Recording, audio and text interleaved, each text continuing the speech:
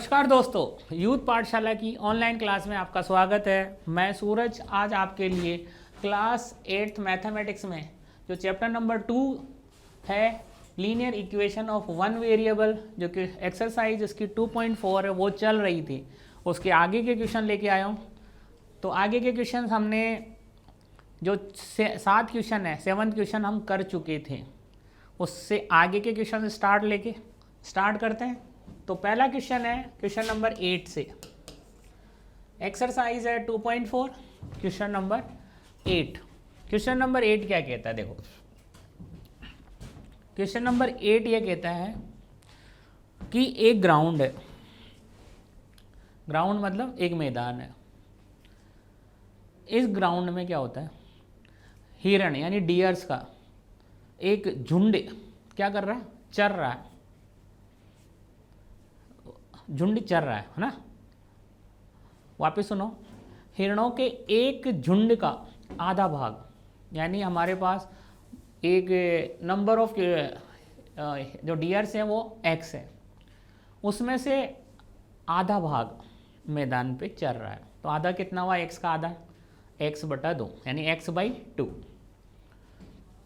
और शेष का, अब शेष कितना बचा हमारे पास, अगर मेरे पास x थे हिरण, उसमें से x/2 वो क्या कर रहे हैं, चर रहे हैं।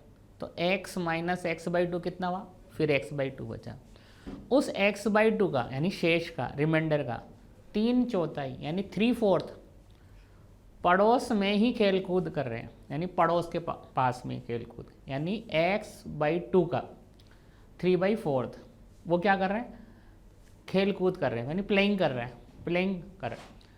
और शेष बचे 9 हिरण, यानी अभी भी उनके पास कितने हिरण बचे, 9। एक तालाब में पानी पी रहे हैं, यानी जो शेष कितने बचे, 9, वो पानी पी रहे हैं कहाँ, तालाब में। तो झुंड में हिरणों की संख्या ज्ञात करो, यानी आपको ये बताना है कि जो वो झुंड है एक, वो उसमें कितने हिरण हैं, कितने डियर हैं। आप सोल्व करते हैं अपन। मैंने कहा कि माना, यानी late the number of dear ले लेता हूं, है ना, bx, यानी हिरणों की संख्या मेरे पास है x है, तो भाई मेरे पास x हिरण है। अब सुनो, घास चर रहे हैं, घास चरने मतलब गेजिंग कर रहे हैं, गेजिंग द ग्रास, घास चरने, है ना, ग्रेजिंग ग्रास, घास चर रहे हैं। कितना, इसका x का आधा यानी x/2 ये घास चर रहे हैं। अब मुझे बताओ फिर रिमाइंडर, तो शेष कितने बचे, शेष या रिमाइंडर बचे हमारे पास, ये टोटल x है, उसमें से ये क्या कर रहे हैं, घास चर रहे हैं। तो x - x/2 इसको सोल्व किया तो ये हो गया 2, तो 2x - x मतलब x/2। ये आपका शेष पार्ट है कि x/2 क्या कर रहे हैं, मैदान में घास चर रहे हैं। तो जब टोटल में से अगर मैं x/2 माइनस किया, मैंने ये वाला पार्ट किया, तो मेरे पास x, ये शेष आ गई, ये रिमाइंडर आ गई, ये शेष है ये, ठीक है। अब सुनो, खेल रहे हैं मैदान में, कितने घास चर रहे हैं, x/2, ये इतने शेष है। लेकिन अब वो क्या कह रहे हैं, 3/4 यानी 3/4 पड़ोस में खेल कूद कर रहे हैं। तो हम यहाँ लिख देते हैं प्लेइंग x/2 का, यानी जो रिमाइंडर है उसका, प्लेइंग x/2 यानी जो शेष है, ये शेष है, इसका 3/4 पार्ट, 3/4। तो भाई 3/4 कितना हो गया, हमने कहा देखो x, ये हो गया 3x और ये हो गया 8। ये जो 3x/8 है ना, ये क्या कर रहे हैं, ये पड़ोस में खेल रहे हैं, नेबर दे आर प्लेइंग। अब मुझे बताओ, ये तो क्या कर रहे हैं, खेल रहे हैं, और शेष पानी पी रहे हैं, शेष अभी भी बचे हुए शेष कितने, 9। शेष यानी पानी पी रहे हैं, ये पानी पी रहे हैं, शेष 9 है वो पानी पी रहे हैं। तो टोटल बताओ भाई कितने, तो लो जी टोटल निकाल लेते हैं अपन। बस आपको यहाँ पे कॉन्सेंट्रेट करना है, आगे कर लेता हूँ मैं, है ना, यहाँ तक क्लियर है। वापिस बता देता हूँ, नंबर ऑफ डियर्स कितने हो गए x, घास चर रहा है x/2, शेष कितने बचे, x/2 ही बचे। उस x/2 का 3/4 क्या कर रहे हैं, खेल रहे हैं, कहाँ, पड़ोस में, वो हो गया 3x/8। ये क्या कर रहे हैं, पड़ोस में खेल रहे हैं। और शेष कितने बचे, 9 बचे, वो क्या कर रहे हैं, ये पानी पी रहे हैं। अब टोटल पे आ जाओ। अब आप 3 जगह काम करोगे, देखो कैसे। पहले तो आप आ जाओ ये वाला, ये गेजिंग, ये घास चर रहे हैं वो, और ये खेल रहे हैं, दो पार्ट हो गया। और ये शेष पानी पी रहे हैं, यानी 3 जगह डियर है। कहाँ क्या क्या कर रहे हैं, एक तो घास चर रहे हैं, दूसरा खेल रहे हैं, और ये शेष बचे वो पानी पी रहे हैं। जब अब मैं इन तीनों को प्लस करूँगा तो किसकी इक्वल आ जाएगा, हमारे टोटल नंबर ऑफ। और टोटल नंबर हमने कितने किया, number of, let the number of be dear x. तो इस ये क्वेश्चन इस तरह हो जाएगा। आगे ले लेता हूँ मैं, आगे लिया मैंने, देखो पहला पार्ट x/2, ये इसने घास चरी, प्लस 3x/8 कौन थे, जो पानी पी, जो पड़ोस में खेल रहे थे, और ये कौन, जो पानी पी रहे हैं। और ये किसके इक्वल है, ये x के इक्वल है, यानी टोटल, यानी इन सब का सम इसके इक्वल है। अब करते हैं इसको। हमने क्या किया, इन x को उस तरह ले जाइए, उसको इधर ले लेते हैं, चॉइस आपकी है, जैसे करना चाहो। चलो हम ऐसे करते हैं, एलसीएम ले लेते हैं इसका, ठीक है। इसका एलसीएम लिया तो इसको अपॉन 1 कर दिया, ये एलसीएम आ गया इसका 2, 8, 1 का एलसीएम आता है 8।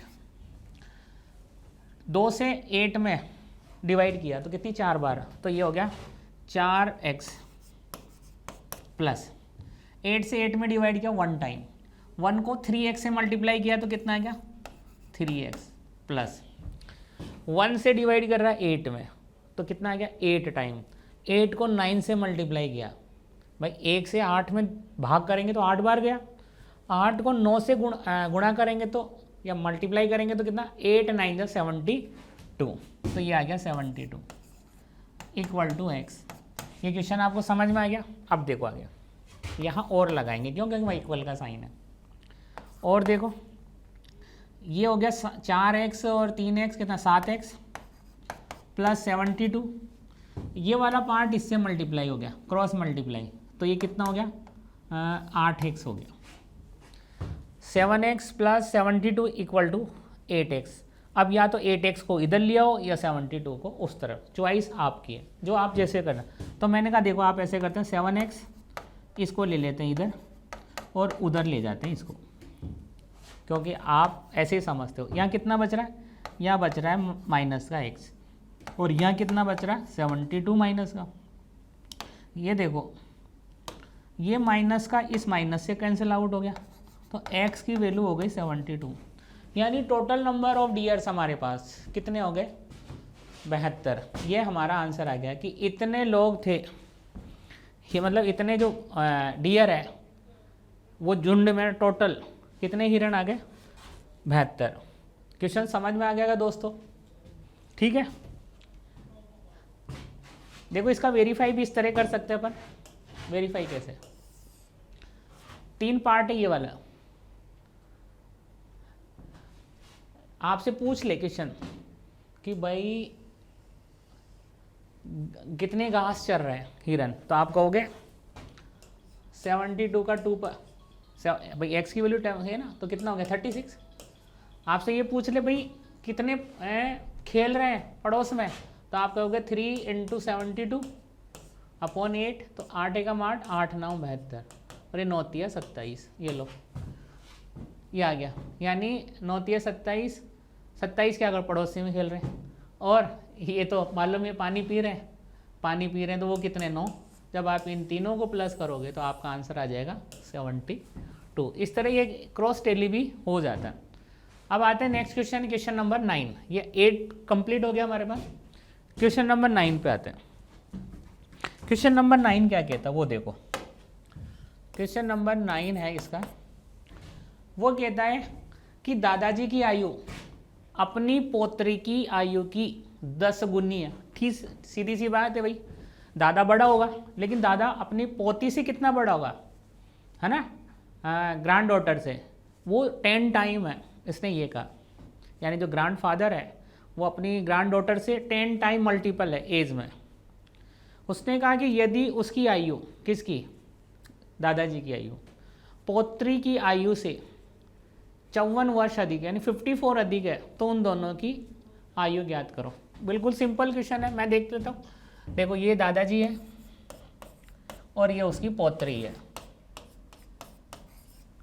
अगर ये x है तो ये 10x है। इसने ये कहा कि अगर हम पोती को x लेते हैं, ग्रैंड डॉटर को, तो उसको ग्रैंड फादर कितने हो जाएंगे, 10 टाइम हो जाएंगे। फिर उसने क्या कहा, ठीक है, फिर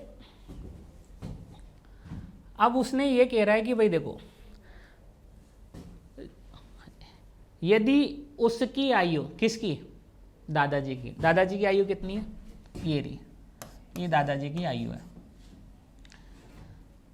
दादाजी की आयु उसकी आयु से 54 ग्रेटर है, मतलब ये जो दादाजी है ना, ये इससे कितने बड़े हैं, 54 बड़े हैं, 54 ईयर बड़े हैं। क्या करेंगे अपन, देखो मैंने कहा कि देखो अगर मैं इधर 54 कर दूंगा तो ये दोनों क्या हो जाएंगे, इक्वल हो जाएंगे। आंसर आ गया, देखो करके देखो आप। ये दादाजी हैं, ये वाले, ये दादाजी की एज हो गई, ये उनकी ग्रैंड डॉटर की, और ये क्या है, ये बड़े हैं 54 ईयर्स, तो ये बड़े हैं। तो अगर देखो मैं इधर प्लस करूँगा तो भी इक्वल आएगा, ये हमेशा याद रखना है। यानी जब बराबर करना होता है ना, तो ये बड़ा है, लेकिन जैसे ही इधर ये प्लस होंगे तो ये दोनों क्या हो जाएंगे, बराबर हो जाएंगे। अब हमें x का मान निकालना है, तो जैसे ही हम x का मान निकालते हैं, देखो यानी x कौन है, पौत्री है, तो पौत्री की एज आ जाएगी। निकाला अपन ने, ये x, ये माइनस का 10x, ये इस तरफ आया 10x, ये 54 उस तरफ गया, मतलब लेफ़्ट टू राइट, वो राइट से लेफ़्ट आ रहा है तो चेंज हो रहा है, ये लेफ़्ट से राइट में जा रहा है तो चेंज हो रहा है। ये प्लस है तो उधर जाते हैं माइनस, वो उधर प्लस, इधर आते हैं माइनस, तो ये कितना हो गया 9x इक्वल्स टू माइनस का 54। अब कैंसिलेशन करना सिर्फ, ये माइनस से ये माइनस कट गया, और x इक्वल्स टू 54/9। अब 9 की टेबल आती है, 6 टाइम कट गया, 9 6 54 होते हैं, 9 6 54, यानी जो उसकी पौत्री है, पौत्री की एज कितनी आ गई, 6। तो भाई दादाजी की कितनी आ जाएगी, 10x है, तो कितना 6 × 10, 6 × 10 गया तो कितना 60। दादाजी हो गए 60 साल के और उनकी जो पौत्री है वो 6 साल के।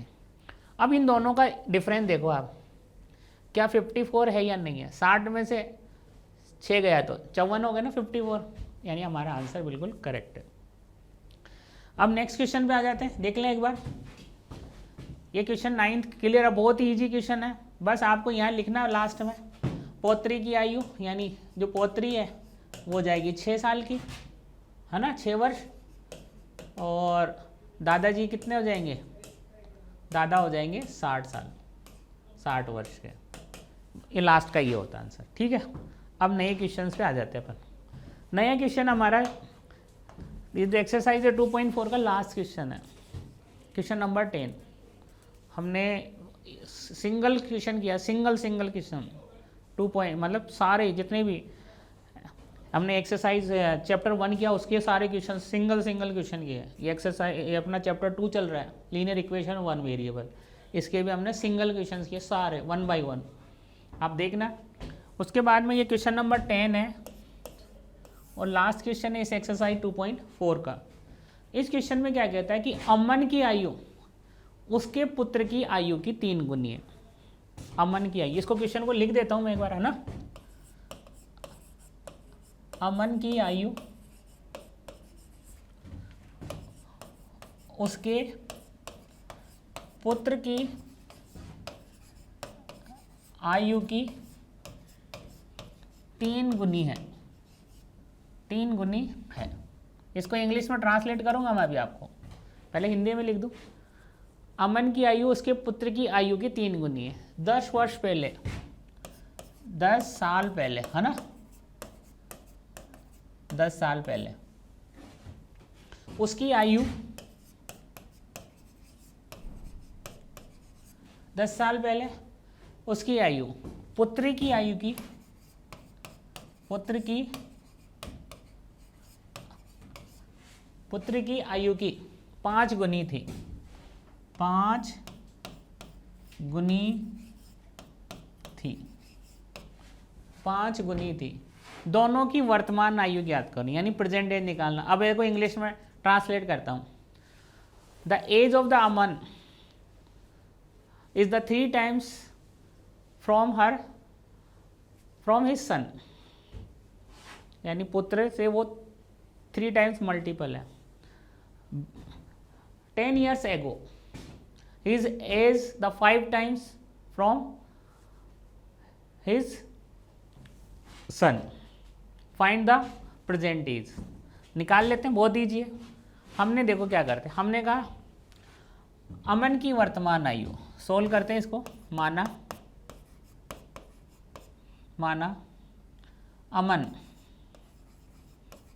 अमन की वर्तमान आयु, प्रेजेंट एज, वर्तमान आयु। Let the present age of Aman be x year, है ना, 1 साल, एक वर्ष ले लिया, वर्तमान ले लिया हमने अमन की एक्स। तो अच्छा, अमन के पुत्र की लो, अमन के पुत्र की लो, फिर अमन की आएगी। माना अमन के पुत्र की, अब अमन की आ जाएगी, अमन की वर्तमान आयु,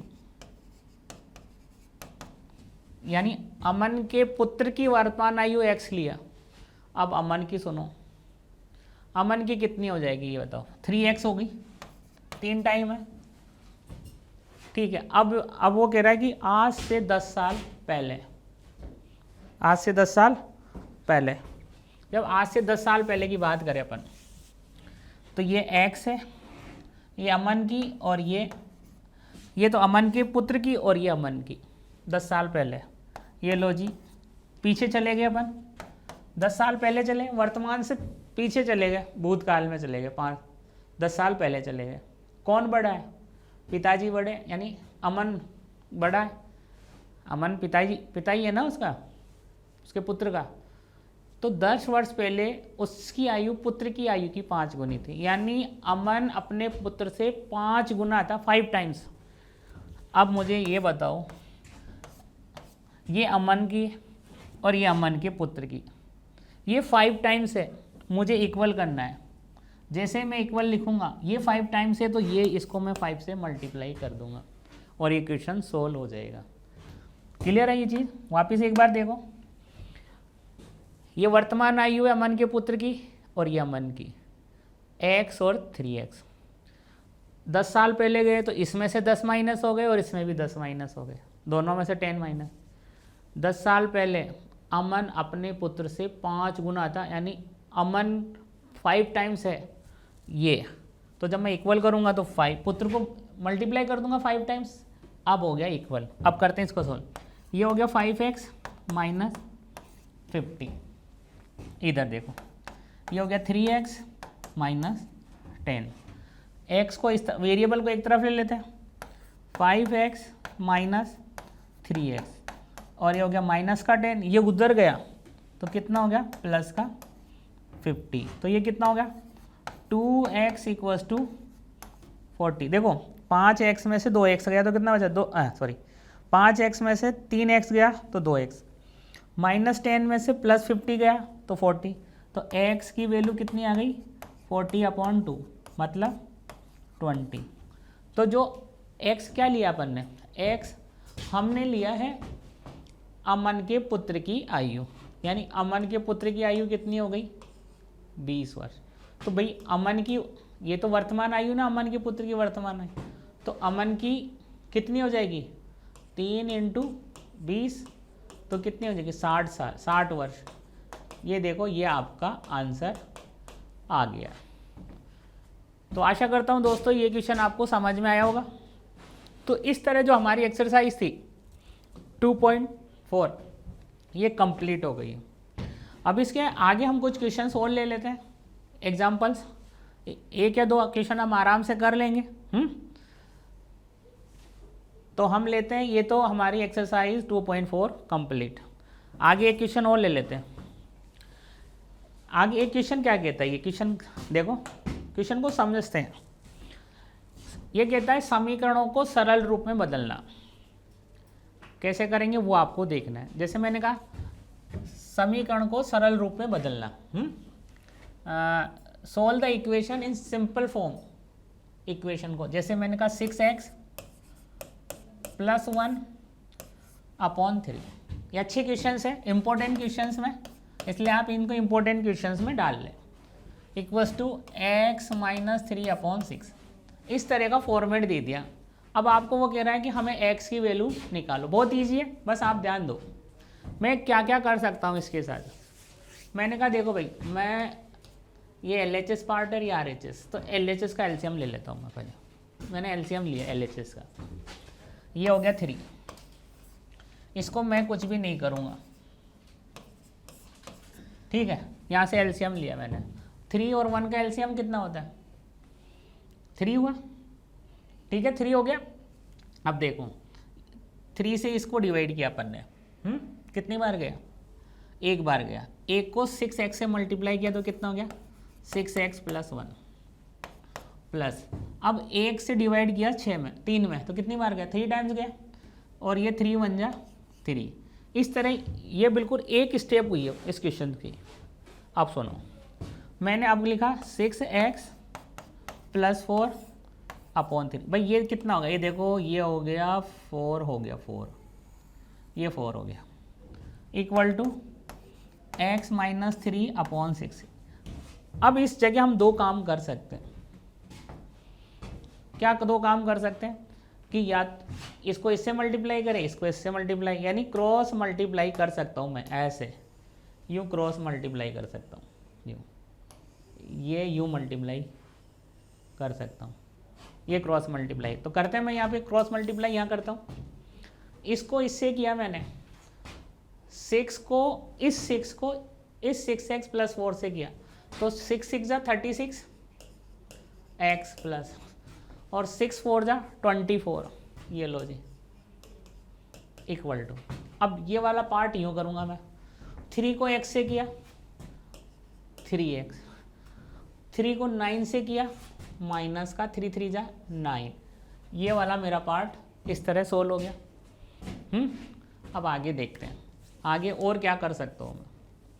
मैंने कहा देखो भाई, आप ऐसे करो, x को एक तरफ कर दो, तो ये 3x हो गया, 36x हो गया। उधर से 3x आएगा तो माइनस का 3x, या माइनस का 9 है, ये जब उधर जाएगा, ये 24 इधर उस तरफ गया तो माइनस का 24।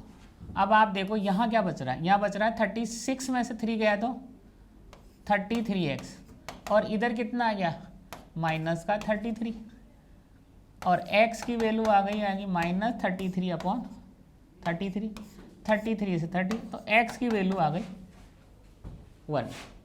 तो दोस्तों देखो, आपने इतना सिंपल क्वेश्चन, मतलब समीकरणों को सरल रूप में बदलना, और ये सब कुछ प्रैक्टिस के ऊपर होता है। तो दोस्तों आज हमने एक्सरसाइज भी की और एक क्वेश्चन भी लिया आपको, बहुत अच्छा। आगे की क्लास में इसकी और एक्सरसाइज लेके हम आपके साथ फिर मिलते हैं। आशा करता हूँ आज की क्लास आपको अच्छी लगी होगी। अगली क्लास के लिए फिर मिलते हैं, तब तक के लिए नमस्कार।